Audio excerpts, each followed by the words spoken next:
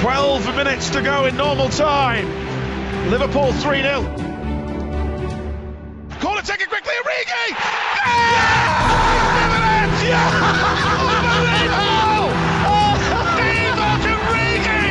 Oh my word! Yes! This is extraordinary!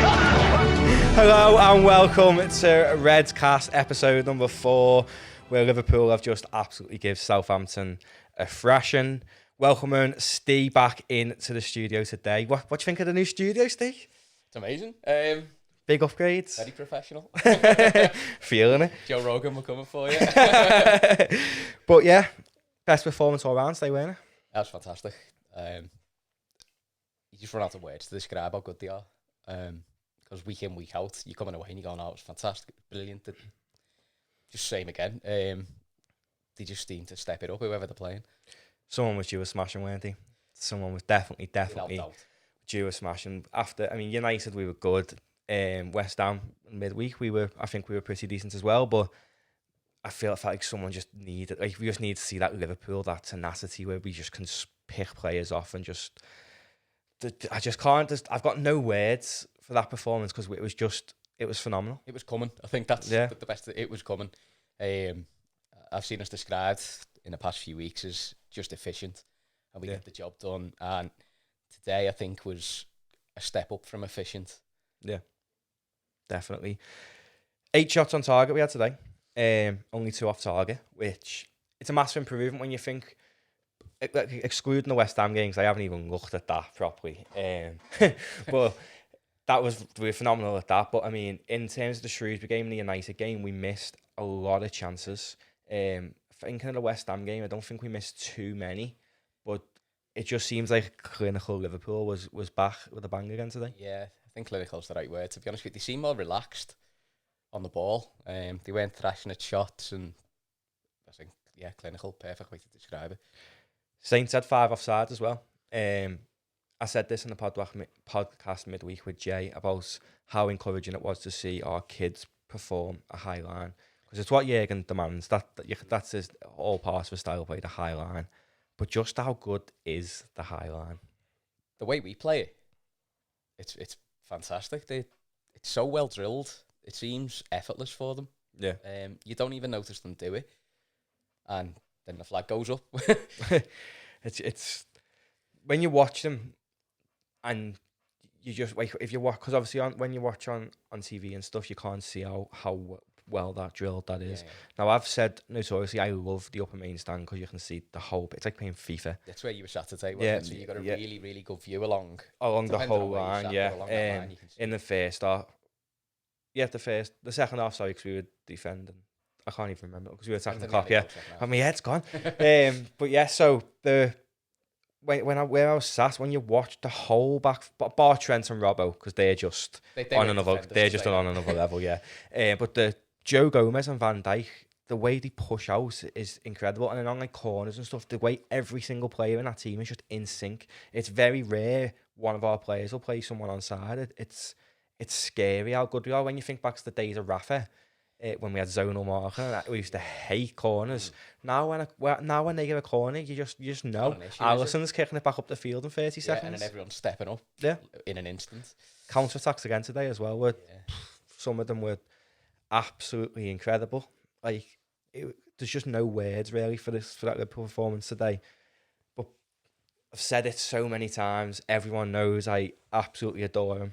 When I get the dog, if I could call it Bobby, I would call it Bobby, but the missus doesn't allow that. We're staying to Verge, but world class. Roberto Firmino is absolutely world class. He got 2 assists today, or 3 assists today. 3 assists today. I just love having him in my fantasy team at the minute because he scored me major points. See, my brother said that to me on the way to the game today. He was like, I took Mane out, put Bobby in, because obviously Mane's injured, but I didn't even think. So Mane's my captain today in my fantasy footy. So it's just a bad week for me. I've got Trent. Well, Trent was my vice, so it'll probably go to Trent, which will be good. But the only week Trent doesn't get assists, I know, you'll be my captain. He got a clean sheet anyway. So yeah, clean sheet. And that's another thing to talk about, clean sheets with. I'm sure, is Alisson number 1 now? He must be. I mean, we had a quite a bad start because we went through a massive run of not getting a clean sheet. Yeah, well, when Adrian, I think Adrian only had 2 or 3 when he was in goal, but I don't know, like clean. I'm sure he's top now. Kasper Schmeichel's conceded again today. Yeah, Leicester was 2-2, so I'm sure he was level. So today's, I'm not too sure. You'd have to check it. But he's got to be up there now. Yeah, is it 8 in the last 9 or something? Yeah, because like that. I mean, we only conceded the game. We conceded against Wolves, didn't we? Yeah. So that like ruined the streak. But then we didn't concede against West Ham. Didn't concede today. So I'm sure he's top. Which is, considering you missed 10 games a season, to be top of the clean sheets is it's mad, isn't it? I mean, I'm not surprised we got a clean sheet against West Ham because they were shocking. They were poor, and it's not surprising. It was a typical David Moyes playing against Liverpool team. Yeah. He just can't seem to beat us, can he? No, I mean, he went out. It looked like his team went out and they were like, right, let's not get beat too badly. Go easy on us, please. Yeah. The formation they played, the tactics they played, they didn't look like they actually wanted to win. I know, they were poor, West Ham. Really poor. I'm going to say it again. I said it to you last week. Jordan Henderson's got to be PFA Player of the Year, hasn't he? 100%. Now, coming from me, yeah, I mean, given a year or so ago, pre-Champions League final, and I strongly believe winning the Champions League lifted that weight off his shoulders because he hadn't lifted anything for Liverpool yet. Yeah. And to lift the biggest of them all, to do what Gerrard done, I think that just lifted that off his shoulders because I think that's what he was playing with, like, I've got to do it. I've got to win something. And since Madrid, he has been absolutely phenomenal. He's been playing with like a freedom, hasn't it? It's like this massive weight's lifted off him. It's like, and he's just going out and doing his thing now. Like Jürgen says, don't go out and do what you want, and it just works for him. Like I was happy to see him in a more advanced role again today because obviously Fabinho was back in the team, which was really good to see. He was rusty, the appearances he come off the bench and stuff, but I feel like he was Fabinho again today. He was really well. He just slipped in like he hadn't been missing. That's what I mean. So seeing Henderson in that advanced role again, he got himself a goal and an assist. Yep. Starting in that advanced role again. It's so good to see. Like for Henderson, for me, like that goal, Bobby could have scored if he wanted to. Yeah. He give it to Henderson, cop end, just for now. Bobby hasn't scored at Anfield this season. I know. But for me, he could have, but he wanted Henderson, cop end, bag that in, go and celebrate with them fans. And when he come off, the reception he got, I've never heard a reception like that for Jordan Henderson this season. That substitution, that was 100% just for him to have his moment. His moment. And his applause off the pitch for him. Well, Southampton done that as well with Danny Ings, but I think they done it way too early. Like, Danny Ings is their best player. He was their best player today. I thought he did well. He's quick. I'm actually a bit gutted for him that it never worked for us because I quite like him as a player. Yeah, I really like Danny Ings. I mean, I love tattoos and he's got some heavy tattoos, hasn't he? So yeah, so it's another thing. He got injured and maybe didn't quite fit into the system that Klopp plays or whatever. He's just sort of off the shoulder striker where he gets in behind and stuff, but his finishing's phenomenal. Yeah, he's absolutely.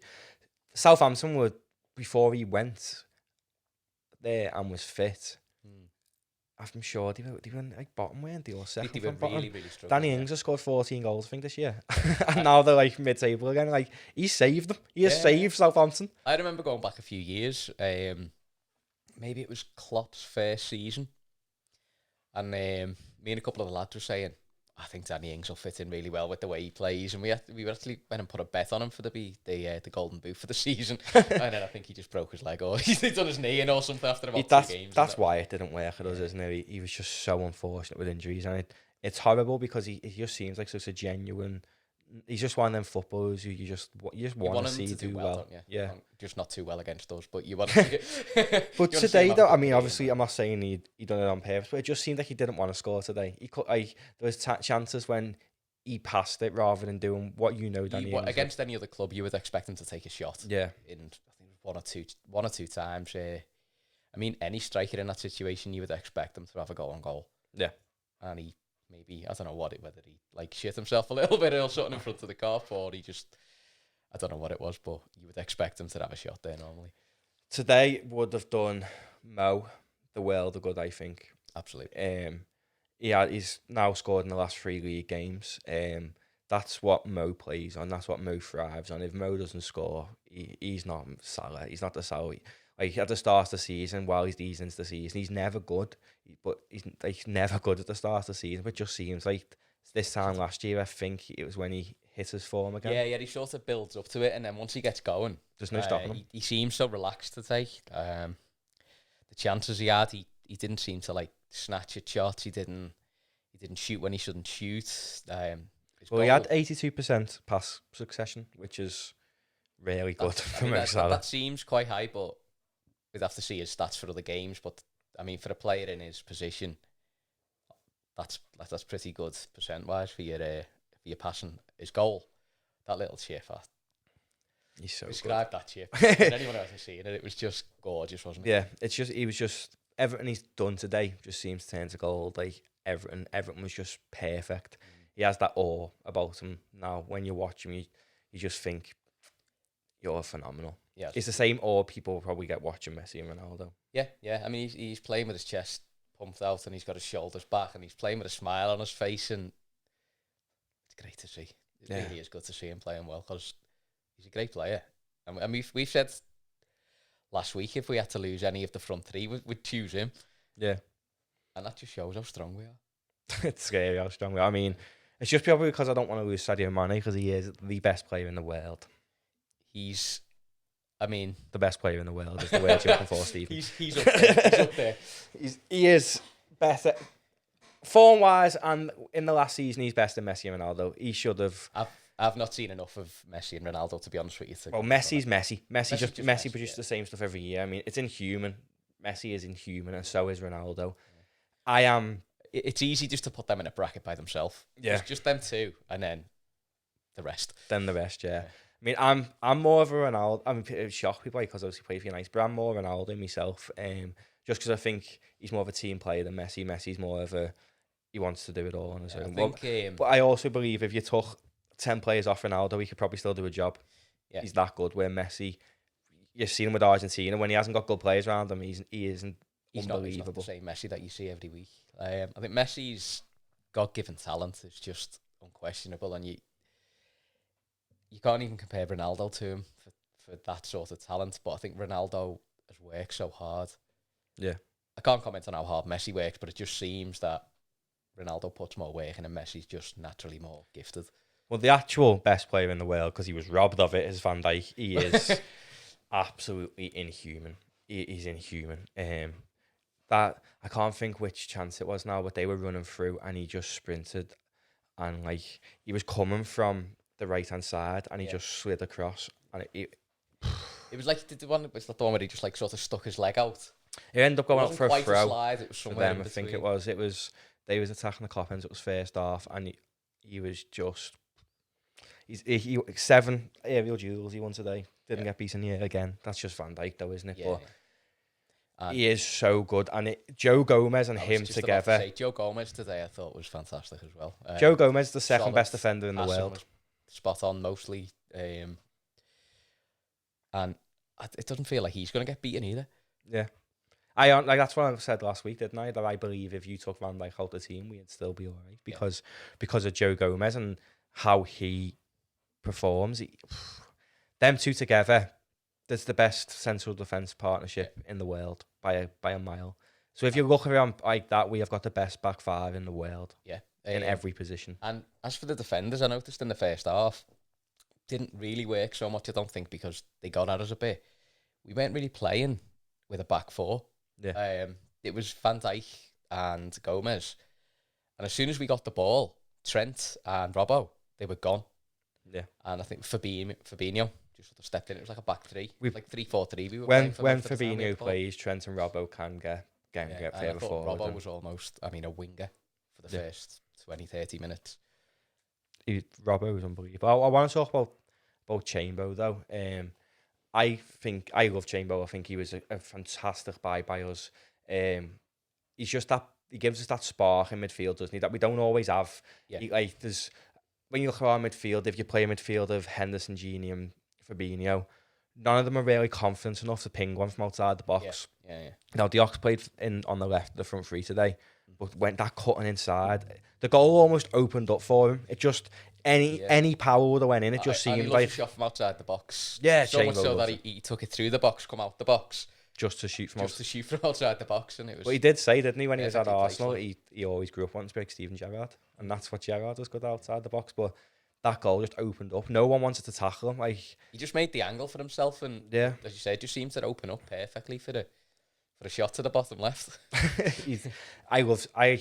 When he has a run of bad games, it gets to him, but he's just that player who you can just turn it on at any minute, Diox, and he's just good to have. Like, when you look at our midfield, there's like 6 people who could all start. It's unbelievable. I mean, I think Fabinho, Henderson are the 2 that you start every week, and then that third position is up for grabs. And I don't know, who would you choose as you? See, I absolutely think Gini Wijnaldum's the most underrated central midfielder in world football. No one appreciates how good Gini Wijnaldum is. He's amazing. Absolutely incredible. And it's so hard because he's so good.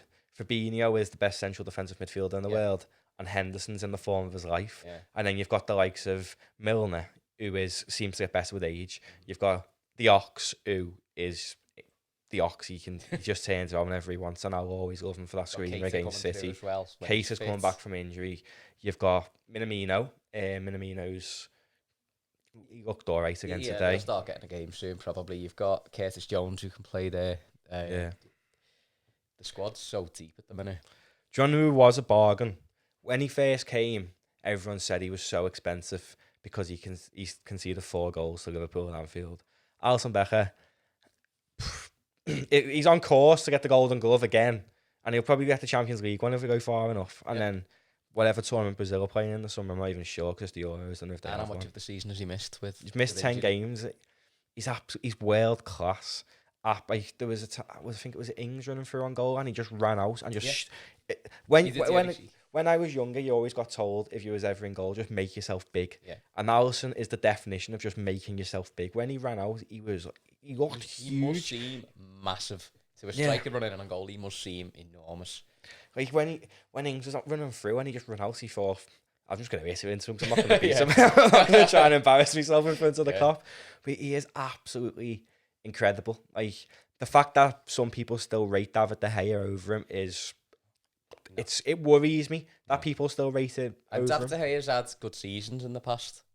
Yeah. But he's kept United like he's been in the European places and stuff, but he's shocking. He's nowhere near Alisson's level. Kaiser did look sharp as well today. That ball he played through was the chance we missed. The chance we missed, from what I saw, and my brother was in the car and he said that Kaiser took it off Minamino, and that's why Minamino blew. Like, he got in. Go in his way, didn't he? Minamino's shot, but because we know Minamino can finish, and that shot because he done it against us. Yeah. I think there was no communication there, and I mean that's going to always down to gelling him into the team, isn't it, and stuff. And you've got someone from complete different opposite sides of the world trying to communicate. And Kaiser's English isn't the best. I think Minamino's is okay, but Kaiser's isn't the best really. I think what you really want is one of them to demand that. Yeah, scream for it, and the other player will just go, all right, go ahead, have it. Just scream, Takumi! I'd love to hear that. Trent Alexander-Arnold. Liverpool, is he 21, 22? 22. Yeah, I think he's 21 still. So we've basically got him. He's never going to leave. He's Liverpool through and through. He's a scouser, isn't he? And I don't think he'll ever leave. Who's going to... When I was growing up, if I was ever going to... I was rubbish at football, but if I was ever going to make it, and I was at Liverpool, I would never ever leave. I would never. I think most people I know as well would never think, "Oh, I'd leave Liverpool," because it's your dream, isn't it? It is, and for me and you, and I'm guessing probably for Trent as well. He's at the peak. He's at the best club. He's at his dream club. There's nobody better than him in the world either. Like, there's not. You never know with footballers. You never know what's going to happen. I mean, I hope Trent won't leave Liverpool. I hope he'll stay I'm forever. calling it now. Trent will be the most decorated Liverpool player ever. Because That's a big shout. because of what he's won, and he's only 21. Who's the current? Is it Phil Neal? I think so. I'm not, Another right back? Because he's won plenty. but with I believe Trent's going to be a one-club man, very similar to Carragher. I hope so. Depending I on don't what wanna the see him. MLS is like by the time he's obviously running his course, because obviously people do go out there, get the last By the little time he's in payday. his 30s, then. Yeah, he's and already I won get everything that. 10 Like times, when yeah. Stevie went, I got it. I understood. Like obviously he's even come out now and said he regrets it, which makes me think even more that Trent would be a one club man. Because if He's you're a got the Liverpool guidance fan, around him. Trent's age, his idol, without a doubt, will be Steven Gerrard Surely, for his age, for the decade that Gerrard played in. So if Gerrard's Carlson said he regretted leaving Liverpool, Trent's not going to go. He's only 21, 22. So he's going to be there for at least another 10 years. Jurgen's there for 4 of them. And then Stevie's going to come in. And he's going to then Trent might then go into midfield to allow Neco Williams into right back. Yeah. And then Trent's learning off Steven Gerrard in midfield. And that pass today, by the way, I think it was the 3rd goal. And he was literally in like the right back position and pinged it right diagonal pass across the park. To Bobby just took it down. Yeah, and he didn't even he ran because he was challenging for a ball. Yeah, it was under pressure, wasn't it? Because it was, Yeah, it wasn't like he had time. He just ran and pinged it, and it's one of the Perfect. he's one of the best Perfect. passes. It's like having Kevin De Bruyne at right back. Yeah. It's like having Stevie G at right back. It's not. He's unbelievable. And I do believe he should stay there and become the best right back ever. But then when Gerrard comes in, and if Trent can then add goals to his game, and because we know he can hit them, would he want to move though? He's so successful and he's having it so good where he is. Why would he then want to move position? Because he's almost playing as a right winger anyway. I don't know, because it depends on the system, I guess. If I just feel like if Stevie comes in and plays a different system, different formation, then maybe he might thrive in the midfield. But I just think why change a good thing? I just feel like Neco Williams is too good for us to sell to somebody else, and Trent is naturally a midfielder, and that's where he wants to play. Like obviously he's playing right back because he's living the dream. He's living all of our dreams. He is the scouser in the team, and why? Like if you play anyway, if Jurgen said to him, Trent, you're in goal this week, he'd go and play in goal because he's Liverpool through and through, like Stevie was, and I'd like to see him in midfield. I really would like to see. You have him on like sort of the right side of a 4-4-2 with Neco Williams behind him, or would you have him in the middle? It depends, because if we do get Mbappe, then Mbappe's only that age as well. We've so got big plans, haven't we?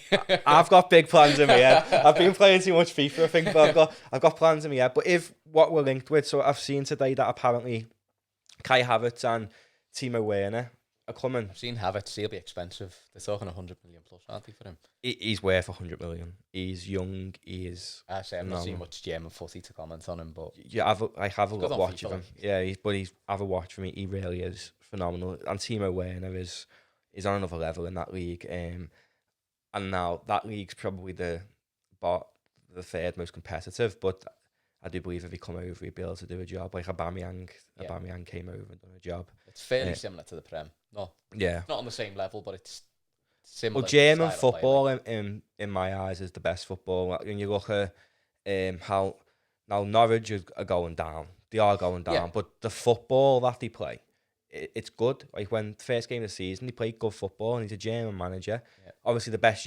German manager is Jurgen, without a doubt. But so I think that's why I think we're going. I think that we're going to get them because they already know the German style of football, so they just fit straight into your team.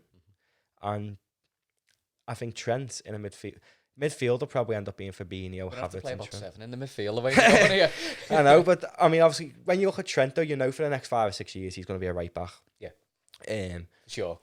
Unless Nico ends up becoming as good as Trent, but it takes something drastic, I think, to dislodge Trent from that position. And loads of people, like when you think of right backs for Liverpool, there's not of recent day, so decades that had. No, there's not that many. The only one that comes to mind for me was really Steve Finnan. That's because he won the Champions League with us. But we haven't really had phenomenal right backs. And then Trent just seems to have just took everything onto another level for any right back. Him and Robbo seem to define the term of right back and left back. I think the best right back I remember before Trent probably a bit before your time, but he got a serious injury and it finished his career. Was Rob Jones. I've heard of it. I think he's on LCTV now, isn't he? Yeah. He was, when I was growing up, he was the right back, and he had everything. But I think he got a back injury or some serious injury, and it ended his career. And it was horrible to see because he looked like he was going to be there for a while, and he was really good. But I mean, he wasn't Trent. Yeah, Trent is. There's no word to describe Trent and Robbo. The fact that we're set, our back five is there for the next 5-6 years. So that's why I believe he will be the most decorated Liverpool player ever. Yeah. Because even if everyone else in that team stays until the 33ish, Trent's the youngest. Yeah. So he's got more years on any of the others.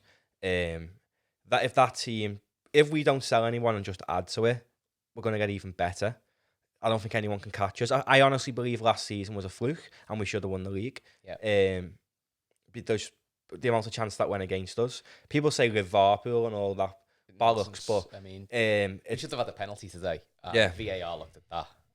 I don't know what they were looking at. They must have been looking at the game because he just hauled him down. Like, I could see him get ragged down. I was miles away from him. He wasn't like playing for the ball. So I mean, I don't know whether they've looked at it and gone, well, he wasn't getting the ball anyway, but that's besides the point. A foul's a foul. And yeah, it's just shit, isn't it? It is. But it's helped us as well this year. And regardless of people say people say, oh, we're going to win the league because of VAR, like all the rival fans. It's just made Liverpool actually get the right decisions. Liverpool notoriously, refs hate us. So now they can't give, like, if they say no to the decision, it can be looked at by VAR. So I like it in some situations and some I don't, like arm piss offsides. It's just like you need to get rid of it, and the process of it needs getting rid of. But there's no way to speed that process up if you're checking potential goals and potential penalties. So yeah, I mean, it works in other sports. Similar things work in other sports, but in the other sports, it takes time, and it's not. I think we need to add the referee speaking to the players. Now rugby have it, and I don't watch rugby. I don't understand it. But it was on the other day, and I put it on, and you could hear the referee speaking to the players. It's clarity, isn't it? Everything's clear. He's explaining what he's doing. So if in the ground and on the telly, you can hear the ref saying, we're just going to be checking this for whatever. Then you know, like in Anfield, it just comes up, the VAR logo with a Premier League face got, next to it. The big screen. Yeah. Like all the other clubs so today I'm sat there, and like when Salah scored, this first goal in the second half, do you know the one that was ruled offside, or was it the second goal? Well, the one that was ruled offside anyway. We all went mad and then didn't know why it was ruled offside. And then it is actual. Then when he actually scored as well, that got checked by VAR. And it's just the only way I know is because Salah hadn't kissed the grass yet. Yeah. So I knew that it wasn't confirmed. But it needs speed taking some of the fun out of it. The way it's used at the moment, especially for the fans, because without the clarity. I mean, even if you say, oh, checking for goal, checking for penalty, checking for whatever, you've already sort of jumped up and celebrated. Yeah. So you're on a downer then thinking, what's happening? And then when you go goal and you go, hey. Oh. Having that passion ripped away from you after you've scored, when you're there, you're in the ground, you're surrounded by proper passionate fans, and you've celebrated like mad, hugging strangers and that, and then it gets ripped away from you. That's where it's crap. Yeah. But then it's good for it. I think it should only be used for offsides, really, and fouls where the referee's unsure. And that's okay for the referees to admit, I'm unsure on this one, and then say to the crowd, I'm unsure on this one, so I'm going to check it. Yeah, like, there's a screen at the side. It can minimise how much it's actually used and the time it takes. Like, but the worst thing I think about VAR is they're only watching it on the telly. They're not based at Anfield when the game's on. They're not based at Goodison when their game's on, or any other stadium. It has to be the ref. They need to say down as I think you need to check this. Yeah. And then he can go, all right, I'll go and have a look. And he can make his decision based on what he sees. Because the referees getting overruled for some things by people sat in an office somewhere. I think it's in Milton Keynes or something. Yeah. Somewhere stupid. So they're just watching it on the telly in loads of different angles. So it's shocking, but I mean, it's give us a future. I mean, have you looked at the VAR table when someone sat and worked it out? A few weeks back. It's no difference. 2-3 weeks back. It's no difference for Liverpool. Yeah, it's not made any change. So at the end of the day, we're 22 points clear, and VAR hasn't give us 22 points. So people need to leg it on that. I mean, just say that again for me. 22 points clear. 22 points clear before City play tomorrow. Now City have got a hard game tomorrow. They're playing Spurs. That's a hard game. Spurs on a bad side when they get going. Although we know how Mourinho, we know how they're going to play. How bad Mourinho ruins them. Well, Mourinho's going to play tomorrow as 5 at the back, like he does against any big team. He's done it for every club he's played for. It's just the dinosaur philosophy of football now. Like the way footballs are changed into the way it is now, with like your right backs and left backs and more like wing backs and stuff, and the way football's played, he just doesn't work anymore for Mourinho. But I just honestly believe, considering Mourinho took that league off us all them years ago and ran down that touchline and made me want to like absolutely. Oh, I don't even want to say it, but you would have got arrested. You wanted to do like. But I hate Mourinho. I hate him. He's a good manager, but I hate him. Can't stand him. Yeah, he's a strange one. Mourinho, the first season he was here with Chelsea, I thought he's like quite refreshing and entertaining. After that, he just turned just a miserable git, and he just played really bad football. When he's fed up, he'll get sacked. That's what Mourinho does. He gets sacked and he's just like, I'm off. Give me my payout. But Spurs can't afford. The thing is, he's probably messed up himself because after the money they pay Poch, they can't afford to sack him. They're just going to leave him there to rot in like 6th, 7th or whatever for the next. How long is his contract? 4 years? Yeah. I mean, I'm all Team Mourinho tomorrow and Team Spurs because if Spurs winning the league, if City lose.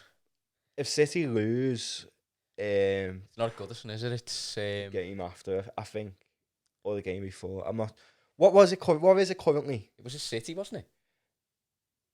I think it was City. So the Palace at home, 5:30 kickoff, the one that everyone wants.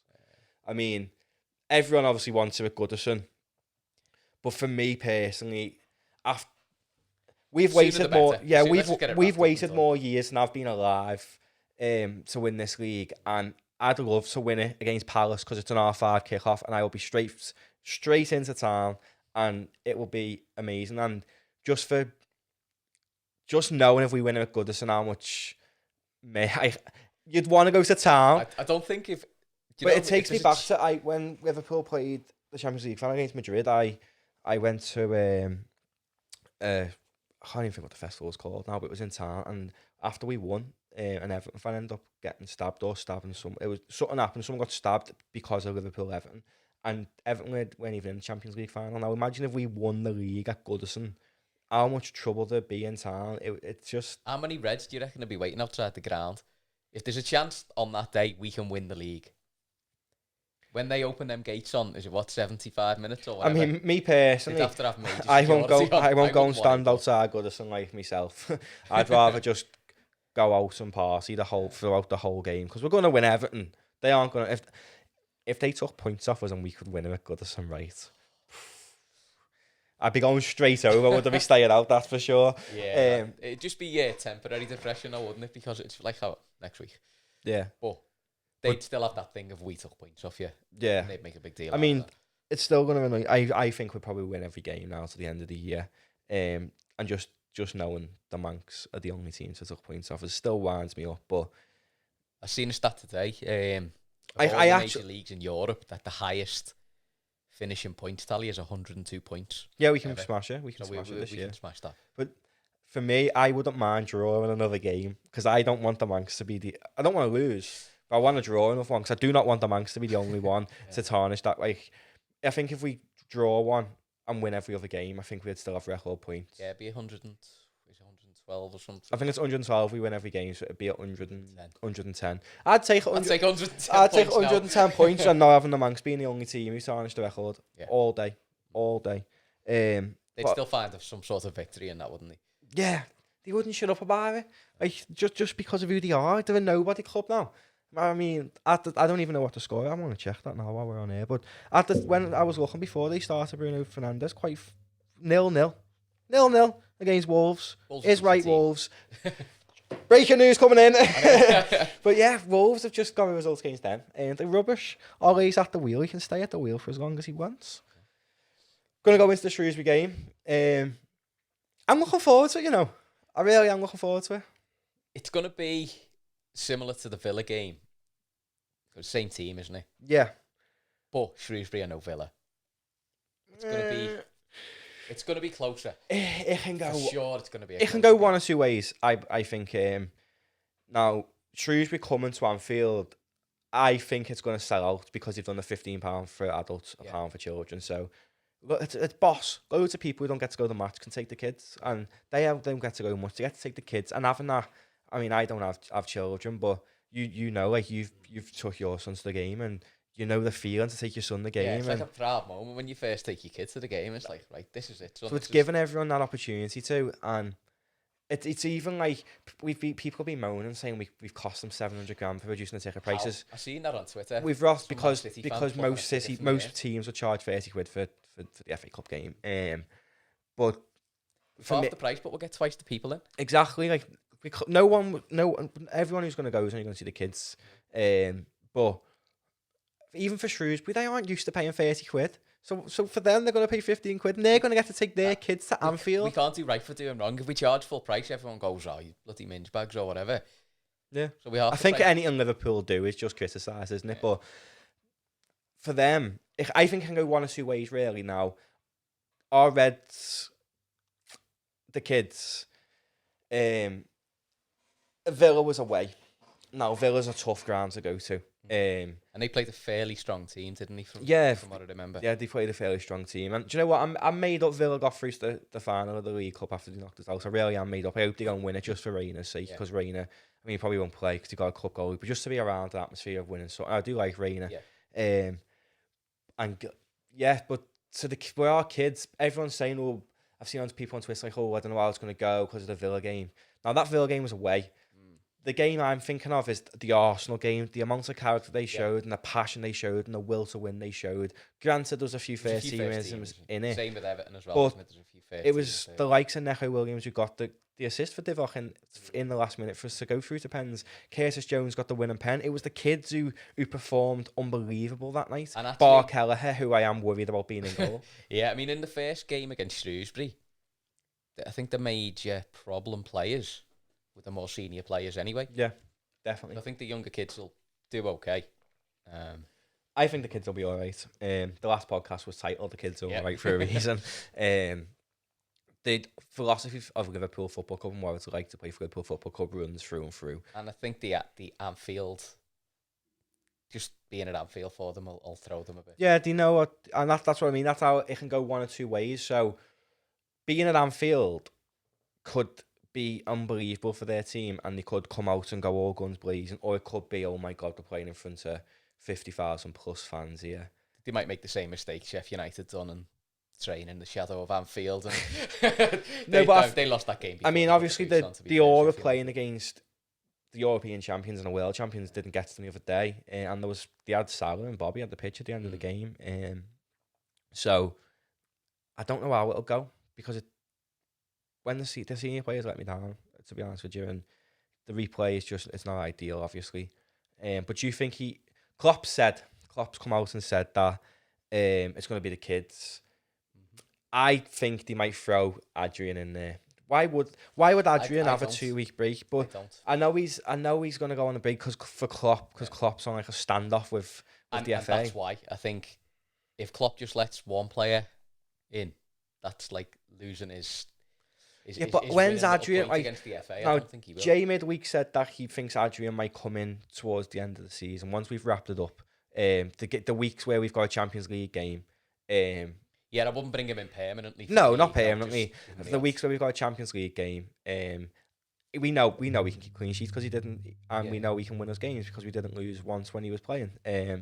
So I think he might come in, but then when else would he get game time? If he doesn't play in that FA Cup, if he plays in it. And then if it goes to the final, we might start first teams. But the keeper always stays the same throughout the competition with Liverpool. So why would he not play? Why would he go on holiday for 2 weeks when that's his only game time? Like, I was having this discussion on the way home from the match with my brother, and he said he might. I think Jäger might throw a few surprises, and just to shut people up. And like surprises, like people coming back, like Lallana doesn't really get many games. I think he'd feel like he's losing a bit of face. And he doesn't seem like the guy who likes losing a bit of face to anyone. I mean, I think the outcome will be positive still. I've got real belief in the kids. Especially there's a new lad up front for them. So when Brewster went out on loan, we went and got a lad called Joe Hardy. Yeah. It was from Brentford, I think. So he came just literally to replace Brewster in the under-23 setup. He scored 3 times already, I think in 2 games, because he scored 2 in his first game, and he scored in the game Harvey Elliott scored that wonder goal the other day. And no one knows him. So I think he's going to perform, because how can you train for someone who no one knows him? When he signed, I remember saying, "No."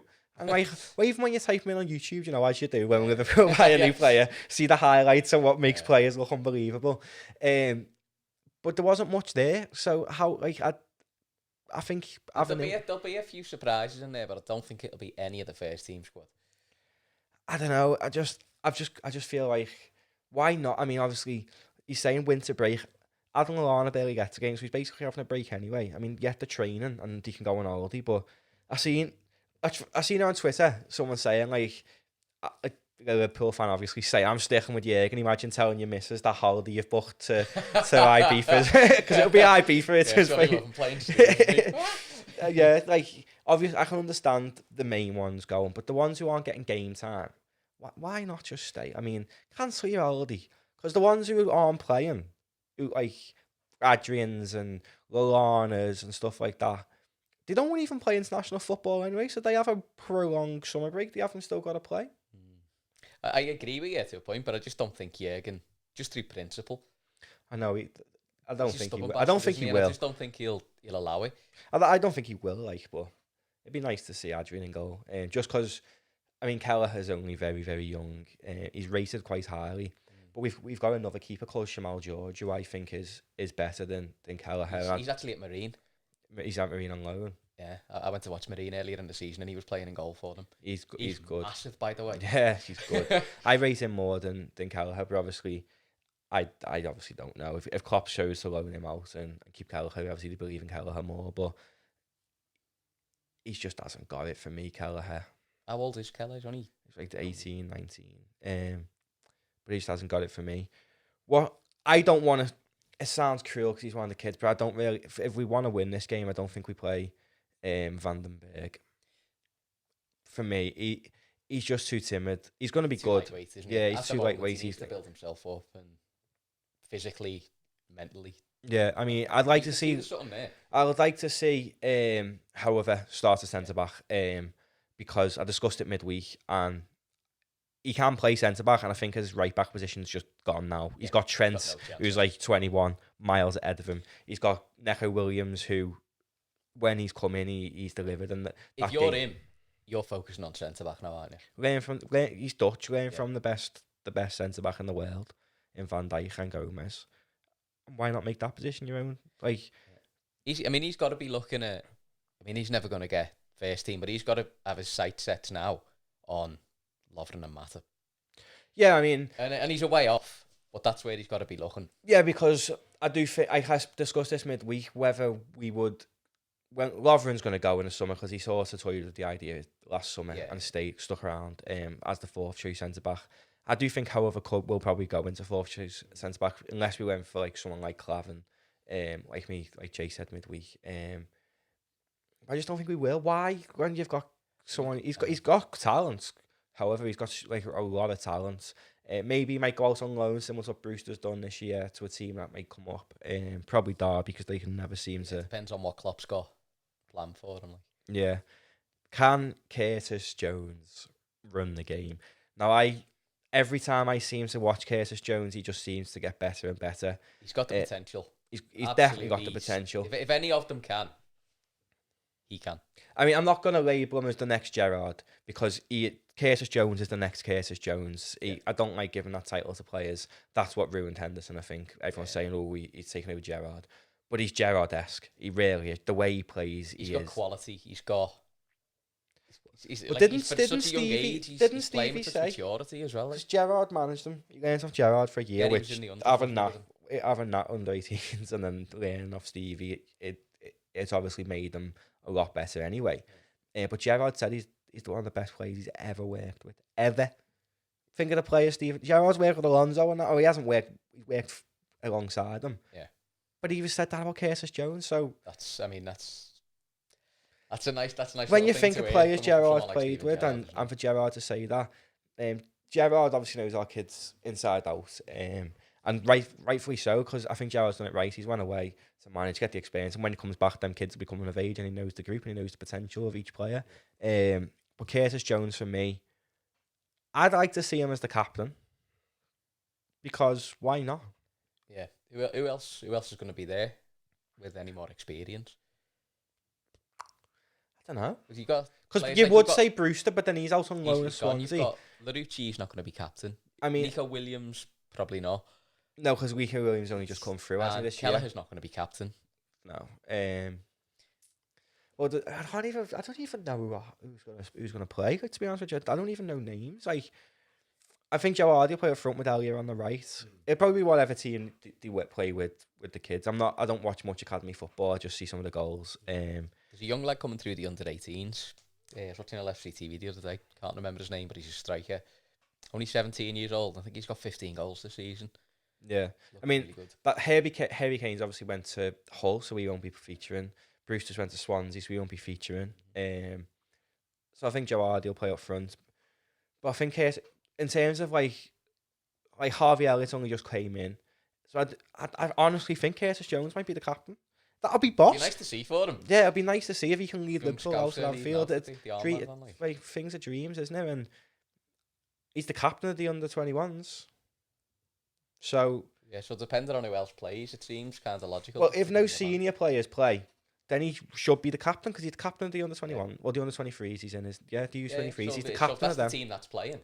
Yeah, so he So should be the says, captain, then you would assume he'd be which captain. is his boss. And I'd like to see him score a 40-yard screamer. I mean, I said it for the first Every round. week. I'm going to say it every time he plays. When he come on against West Ham the other day, I was like, he's going to score a 40-yard screamer. I just hope he does every time. One day, but keep saying it every week, and one day you'll get it right. might put money on it every week. Yeah. I end up being bankrupt probably Score before. from my box. But no, I do think he was phenomenal against them in the first leg. He was a standout player for me. Every time he seems to play, he stand out. Even against West Ham midweek when he came on, he didn't do anything wrong.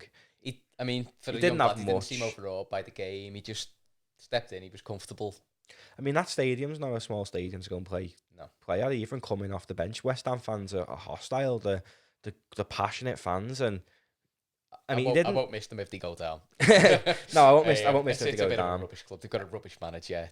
It's serial awfully run. Yeah, awfully run club. I've seen a lot of people when they announced the new signing West Ham yesterday tweeting the owner back saying like, you're so egotistical, why did you have to announce it, but why can't the club announce it? And it shows how the clubs ran when the chairman has to announce the signing and not the club website. He's so egotistical, and he's a pervert.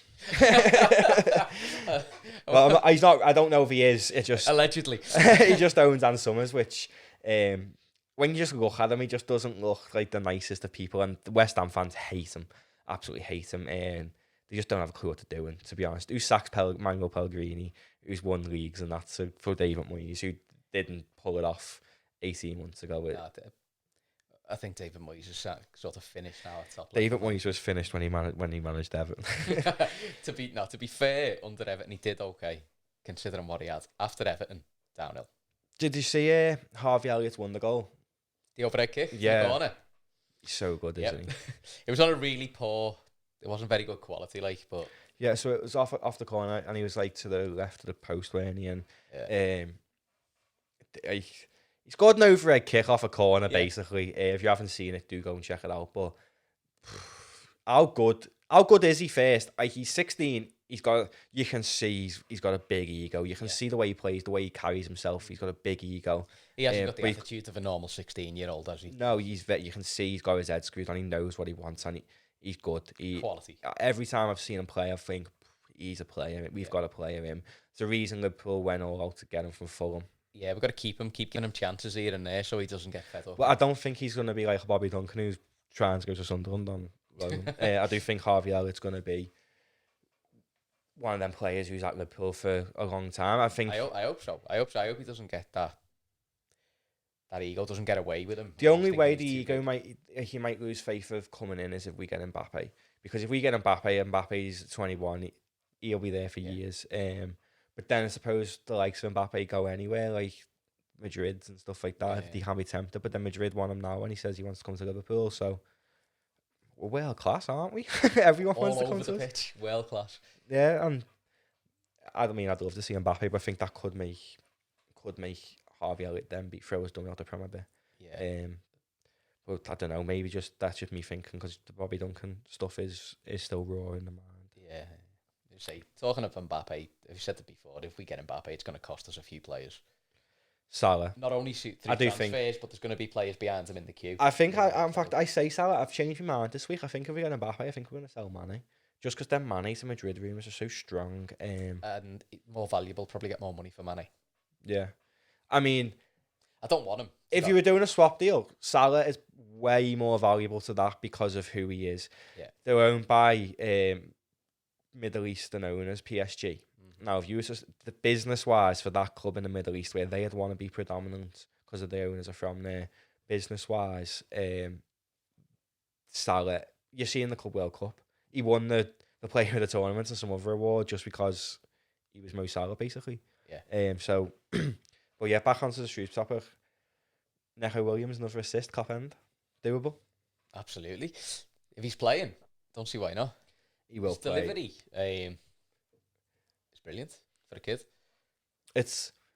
I can't remember what Trent was like at that age, but I don't remember See as much of the kids when Trent was that age, because Rodgers was manager then, wasn't he? I think so. Trent was 18, but even when I've watched, I mean, sometimes I'll watch academy games, like just if there's absolutely nothing else on, I'll put LFC TV on just because and watch some of them. Yeah, and like just because I like watching any game of football, I do like to see what the kids are up to. I don't watch every game. I'll hold my hands up and say that from the academy, but I don't remember Trent's delivery being as good as it is now when he was that age. Like Neco Williams seems to be. I don't remember seeing much of Trent at all. He just seems to just burst on the scene from nowhere, didn't he? But maybe he played midfield for the kids. I don't know where he played for kids. Like I genuinely can't remember Trent past being world class. No. I can't remember Trent ever being bad. But Neco Williams' delivery for the age of him is incredible. Yeah. Like absolutely incredible. And the fact he's surpassed, however, who had such high reputation at Liverpool, it's crazy, really, isn't it? Fair play to him. Good luck to him. Yeah, definitely good luck to him. He's going to need it. Will Cummins, will he start for Shrewsbury? Like Shrewsbury for me, he got both goals, but Shrewsbury for me didn't threaten us really until he came on. Now he got the pen, which was never a pen, and then obviously no VAR though. Yeah, because he got no VAR there, which is wrong, by the way. May I now. It's got to be fair. The only reason there's no VAR is because it wasn't a Premiership ground. Yeah, so if that match was drew, I think they got VAR in the Championship as well. But if we was at home for that first leg of that, and that exact same match played out, we would have went through. Yeah. Now I'm not being bitter because I'm not bothered about a replay. I made up a small club can come up to Anfield. I like the whole point of the FA Cup. What I like about it is that little teams can get up. Like remember a few years ago, Warrington. Like was on the telly and stuff. I was made up for. Brilliant. But you want it on a level playing field, don't you? You don't want Sod Warrington now. Tories. They're seeing your leaving Brexit party. You went that IKEA in Warrington. The only thing you're good for is IKEA up there. Now I seen your Brexit party. I was fuming. You know. Why would you do that? Yeah, I was fuming. I thought Warrington was obviously they're not from Liverpool, so but. You think they were like working class sort of? Yeah, I thought they were working class, but I seen them having a Brexit party. I was like, wow. I mean, I fully expect it from Southport because they are a Tory town, but they had a Brexit party. I was like, what are you doing, Warrington? Why would you have a Brexit party anyway? What anyone in the north? Why would you have a Brexit party? The whole north screwed. It says it all when that virus is being dumped on the Wirral. Like the Aces. Yeah, and they found 2 cases today. In the northeast, I think. Oh, have they? Yeah. Yeah. I'm never leaving my house. I'm just gonna sit here. I'm never leaving. Who's just signed a player from China? United. Yeah. Come over here. Bring some of that. Nah, don't want him to bring that over. It's too United's only half an hour up the road. Don't want any of that. I do think. Though back to footy, we should do a podcast really talking about how corrupt this world is. But anyway, not the last 3 hours. Yeah, I'll get Tim on. He'll just chat for hours. But yeah, Will Cummins needs to start, doesn't he? For them. I don't want him to start, yeah. If you're a Shrewsbury fan, yeah, you want him starting. I don't understand that. I mean, I don't watch Shrewsbury, but I don't understand how a player, whether he starts. I've only seen half an hour of him. And, yeah, I mean, I'd start him just off that half an hour. He's good. Like, obviously, he's not Premier League good, but he's good. There is chances to come to the Premier League if you're impressed enough. That kid who scored against United, the Rochdale kid, he signed for Wolves yesterday, and then they've loaned him back. He looks like he's about 13, that kid. Yeah, £1 million. Imagine going into school and saying, I got signed for £1 million today. £1 million, but he's good. He is good. Like, but I mean, I don't watch Shrewsbury, so I don't know if Wilkerman starts for them regularly, but I don't know why they didn't. I don't know why they didn't start him against us. Because when he come on, he changed the game for them. He got them back into the tie. Because other than him, there's no real threat, really. I mean, Lang... to be honest, I could have done with watching the Shrewsbury game this weekend or seeing how they got on. Yeah, I mean, Lang up front is all right. They had the Scouser next to him. I can't even think of his name. I think he come through Liverpool. There was a Scouse lad next to him. He's like 32, 33, so obviously he's just at the end of his career now. But Lang's a bit of a threat, but for me, they've got no threats other than this Cummins. If I hear them team news on Tuesday, you think it's Wednesday, on Tuesday, and he's in the team, I will be a bit worried because him against Kelleher does not fill me with that much excitement. Yeah, him against our defenders, to be honest, depending on who's playing at the back. I mean, I think we're strong at the back with the kids. I think the kids have got a decent basis. It won't be Lovren or Massive, will it? I think it was safe. It'll be Larouci, Neco Williams. However, I don't watch enough of it. I don't myself. I don't really know. That's what I like though. Like, I'm taking the game, first game. That's a deal breaker. That. No, I mean, if we get beat, it's only the kids, isn't it? I mean, not meant for you in here.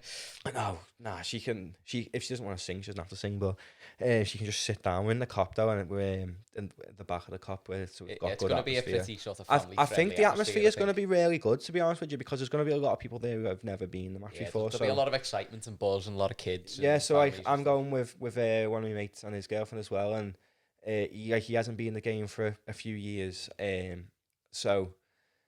Like the 3 people who I'm going with, it's going to be 3 people I haven't been with ever before, really. And because I go to the match with pretty much the same people, well, there is the same people every single time I go. You have to like curb your enthusiasm a little bit around. Yeah, I've done well this year. Like with the members card, I've only missed like one or 2 games, which is United and Everton, which is crap. But I have a cunning plan. I'll tell you off the podcast, and no one can nick it. Got the best plan ever. But yeah, I've said here about the senior club saying, no senior players. I still think they will. Just because, why not win the FA Cup? The league's going to be wrapped up in a few weeks. Why not then you use your first team for the Champions League? I absolutely agree, but I just don't think he will. I don't know. I think something like the likes of Adam Lallana and that. This Adam Lallana, who had the whole summer off last year was put videos on training still when he was on holiday in LA. Yeah. So you can see he's just like a good professional. So why would he not want to? He'd say to his missus, "Listen, love, I'm playing." Reminds me of James Milner. Adam Lallana, he looks a bit boring, so he might cancel his holiday. I still just think Klopp will be like, "You're not playing."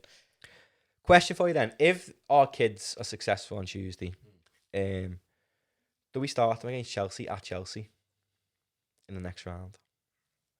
Absolutely not. Chelsea will go full strength. I think he'll probably throw a couple of them in depending on the fixture congestion. You say absolutely not, right? That's the thought process that I had at first, but then I thought our senior players couldn't get us through at Shrewsbury. So if the kids can if the kids can do something that wasn't our first team. They were senior enough. I mean, Shrewsbury got a better result than Everton did. It's true. But if the kids get us through at Anfield, they deserve that game against Chelsea. Now, it depends where Chelsea are in the league. I think who they play. If Chelsea are still where they are, like dropping points winning then dropping points, it's not consistent. Chelsea. I do think Frank's done a good job there though, given the players he had. But I don't think he'd go full strength. I think he'd play his kids. I mean, don't get me wrong. I agree with you. They do deserve it if they get through, but again, I'm not Jurgen Klopp, and I don't think he would agree with that fully. Maybe he would agree. I mean, I wouldn't like to see us get absolutely bashed at Stamford Bridge. I hate Chelsea. I absolutely despise Chelsea. But I'd like to see the kids play because I think they'll play. I mean, if they're in the position where top four is tied up for them, then they'll probably go full strength in it to go for the FA Cup, for Frank to get a cup. And I do think if they go full strength, they would be. If we had Kelleher in goal and they had Tammy Abraham up front, then it's over. Yeah. But Kelleher, he is good, but he's just got a lot to learn, I think. But he's learning from Alisson, so he's learning from the best, isn't he? But I would. Is he though? Is he going to be directly involved in training with Alisson? I think he is, yeah. Because when you watch them warming up pre-game, like Andy Lonergan warms them up. Like, do all the keepers? I don't know how the training works. Do all the keepers work together? Yeah, and I think a lot. I mean, what Klopp's done is the under-23s, I think, train at Melwood with. Is that what they do? I think they do because that's what they're doing when they go to Kirby, aren't they? So that he's got them all in one thing because he wants to have full control, which is fantastic, by the way. I think the crop of talent coming through will be phenomenal from next year onwards. I mean, it already is good, but I think it'll be more regular because since Gerrard and Carragher, Trent's only really the one. I mean, you've had like Connor Cody and stuff who've a little bit detached, doesn't it? So yeah, maybe he doesn't see it away from everywhere. But I mean, bar Gerrard and Carragher, it was only really Trent who come through after them. I mean, you had like Cody and stuff who came through. Yeah, but never really made anything big, did they? Anyone? I mean, I'd take Cody back if Goffin goes in the summer, and Cody's prepared to come and be rotation. He's happy to come and be a squad player. Yeah. Yeah, I mean, whether he go from being captain of a club to a squad player, but I'd take Cody back. I would take Connor Cody back. I think he's a good player. He's not a starter, but I think under Jurgen he'd improve. Again, that's all down to whether Jurgen has won him and if he would take that step. I would like to see the kids all the way to Wembley. All the way. Even Wembley. I would like to see Curtis Jones lead that team out at Wembley in May.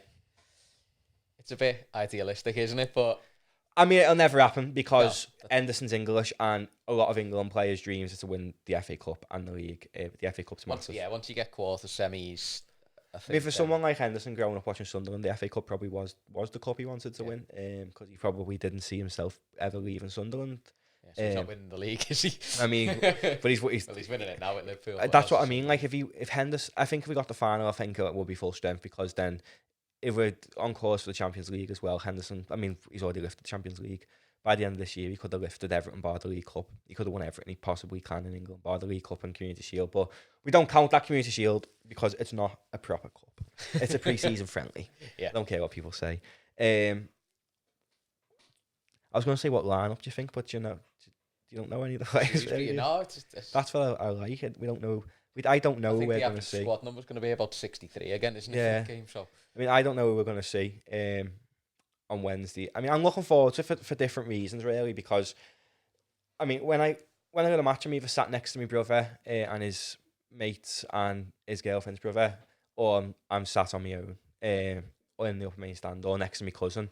So, but there's the same people, but like going the game with like one of my best mates and going with like her and going with his girlfriend as well. I'm saying her. I just don't want to name her on the podcast. She'll probably flip. Is that instruction? Don't you dare name me. No, she doesn't. She'll probably kill me when she hears it. But yeah, it's just good. Like I remember going to the match with one of my mates a few years ago who'd never been in the game before, and just looking at them walking up the stairs, and just the eyes people have when you walk out onto the terraces. I mean, I still get the same buzz every time I go to Anfield, but because I've done it so much, it's just like when you leave, and it's not when you leave the ground. It's not like, oh, when am I going to be back? I'll be back next week. Yeah, I'll be back in 2 weeks if I'm good in the sales. I remember when I first took my missus, and she won't be watching this by now, so I can say this. But I took her to mat. I can't even remember what the game was. It was whatever. And we sat there, and it kicks off, and she's looking at me. What's up?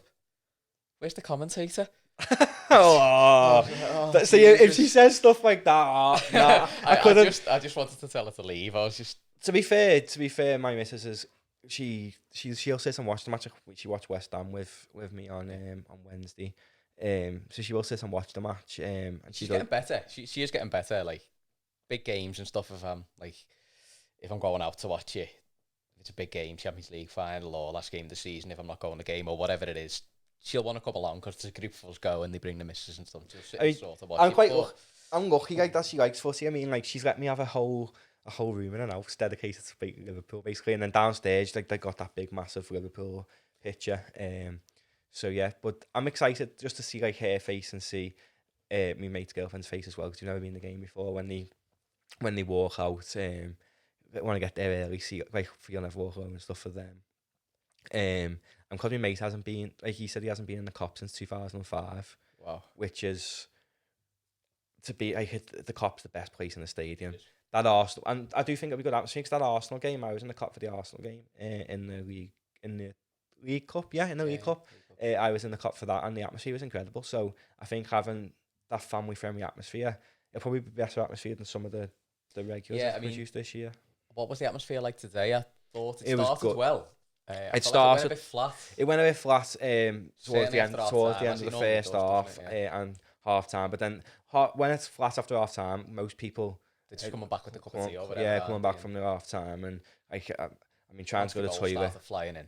Yeah, I mean the lad who was sat next to me he missed the first goal because them queues are horrendous in the ground. No matter what stand you're in. I don't bother anymore. It's not. No, I've had to once, but I've been touch wood, never missed a goal because of urination. But yeah, I'm really looking forward to the game on Tuesday. I'm excited for obviously a number of reasons. I'm gonna be in work. It sucks. Yeah, but even like, I just watching it and stuff is, I hit. I can see from your point where you're taking new people and. I mean, even even people who aren't going again, like yourself and stuff. I think it's good to be able to watch the kids and just see the future of Liverpool, really, because obviously the 11 players who start on Tuesday, not all 11 of them are going to make it Liverpool because our team's too good. No, but you're lucky if 2 of them do. Yeah, exactly. So, but I do think that I like to see what's coming through and see. I mean, we all know Curtis Jones is the standout one from the kids, and that's just because of the name he's made for himself this year, Neco Williams. But so for me on Tuesday, I want to watch, like, see what the other players do. Yeah. Because we know Curtis is phenomenal. But yeah, gonna give you ask a score prediction then before we go. Okay, I said 3-1 last time, didn't I, against Shrewsbury? Yeah. I'll go 3-1 again. Am I going to go big? You were big last time. Every game, I'm so bad at predictions lately. Like, I think United have said like 4-0. But I mean, I think for this game I said... The problem is we don't know who's playing. Yeah. I didn't do a podcast before today's game, so I didn't do a score. But my brother said to me in the car, like, oh, what score? But I don't know. I didn't think we had battered Southampton today anyway. But Shrewsbury... 4-3. 4-3, that's bold. I think it's going to be a game. That's a big shout there. If you get that right, I don't know. Right, I'm basing it on all the kids played against Arsenal in the League Cup. Jürgen didn't play any of the senior players in that. Not that kind of, yeah, he did. He brought some of them on, actually, didn't he? Origi got the win. Yeah, but Kelleher was in goal, and that's what I'm basing it on. I like to base it on, like, defence. 4-3, because I do think we've got a mistake in the back, because I don't know who's going to play at the back. I think Neco Williams, Larucci, and however will play, but I can't think who the other. I know his face, the other lad who plays centre back, but I can't think of his name. And then obviously Kelleher. So 4-3, I'm going for, yeah. Goals. So yeah, we're both going for goals. We're both going for the Liverpool win. Yeah, and I'm going to go for Curtis Jones 30-yard screamer as well. He keeps saying it. It'll happen eventually. I mean, just because I'm just going to keep saying 3-1 as well. It'll happen eventually. He's confident though, isn't he, with that group of lads, Curtis? So I do think he'll bag one. I'm hoping he bags one, like bags 2 maybe. I like to see RV Elliott bag on as well, top end. Yeah. So yeah, 4-3 for me. And what's yours? 3-1. 3-1 for you. Nice one for coming on again. Anytime. Don't forget, you can. If you're watching it on YouTube, if you're watching the visual with... I've just lost all my words. I've just lost my trailer for completely. Because we've been talking for like an hour and 10 minutes. Yeah, if you're watching on YouTube, don't forget to leave a like, rating, subscribe, and all that jazz. Pass it on to your mates. Pass it on to your mates, yeah. I mean, the podcasts are completely just on YouTube and on Spotify and iTunes and that. As you know, Steve, they're just literally as we talk, I upload them. I don't want to sit and edit all that because, quite frankly, I'm lazy. And I just haven't got the time. I want to go and chill with a sub mag on my screen in front of the telly. But yeah, So they're just as they are. So the visual podcast are just us.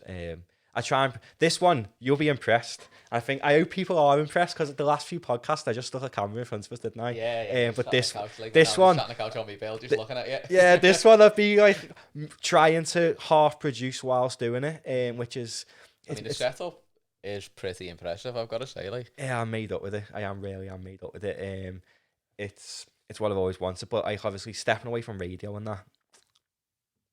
This like being able to sit and like produce it and talk at the same time. I feel like I'm back in me element. I'm just sat here chatting. Yeah, but this is what I love. Like on my radio show, I used to just sit and talk with people, and I enjoyed it and like producing it as I'm going on and stuff. So it's good to see that. So yeah, don't forget to if you did enjoy it and you think it's got better, leave a little comment and let me know. If you don't leave a comment, I'm not really that bothered, to be honest with you.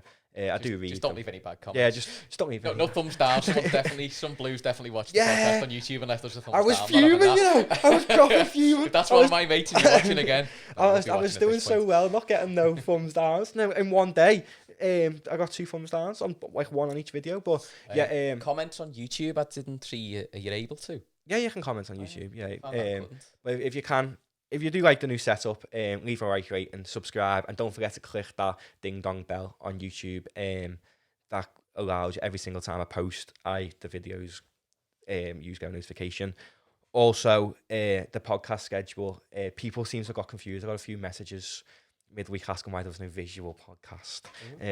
Don't want to put my face in the camera all the time. No, the reason is midweek it's just easier for me to get any guest on, really. So through the phone, whatever. So I'm gonna get like fans from like America, Thailand, and all the sports clubs. I'm gonna try and get fans on to discuss the game, just to mix it up midweek, and then visual ones on a weekend. Just because, yeah, it's just easier. I mean, obviously, if you have a guest People on, are more available at weekends. Yeah, I mean, if you have a guest on in the studio midweek, then I probably would stream it. So, I might put the podcast on YouTube from midweek as well, but just after Reds, because I'll go over it. But that requires me editing a video effort together. on your part, Effort on my part, and I'm a very busy man. Also, before we go, I just want to plug 90s Liverpool. The pictures are above me here, but I can't be able to grabbing them down to show you. But yeah, the lineup for the birthday one. I just want to plug this now because it fits in perfectly with the Reds, doesn't it? 90s Liverpool is an event I do with my mates, and we've got our first birthday party with Tall Paul, K-Class doing a live PA, so they've got Bobby singing as well, Paul Bleasdale, Anthony Shelly, Rico, Jake Edwards. Phenomenal lineup, and it is the 9th of May. 9th of May. So just after we've lifted the league against them Red Boys, come and have a boogie with us. But yeah, I'm going to go now. I'm going to stop rambling on. But yeah, do leave a like, rate and subscribe. If you're listening on Apple, subscribe on that. Spotify, follow us on that. I appreciate all the support we've had so far. And yeah, up the fucking Reds, mate. Agrees, up the Reds.